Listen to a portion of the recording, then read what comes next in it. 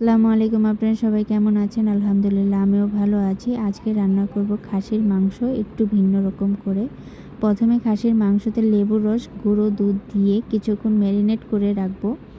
তারই পাশে একটা কড়াইতে আমি তেল গরম করে মশলা দিয়ে পেঁয়াজগুলো ভাজা ভাজা করে নিয়েছি। আদা রসুন বাটা দিয়ে দিব, কিছুক্ষণ কষিয়ে নিয়ে হলুদ, মরিচ, ধনিয়া, জিরা, লবণ দিয়ে ভালো করে মশলাটা কষিয়ে নিব। একদম ভাজা ভাজা করে নিব। যখন মশলাটা ভালো করে ভাজা ভাজা হয়ে আসবে, ম্যারিনেট করা মাংসের উপরে আমি মশলাটা ঢেলে দিব।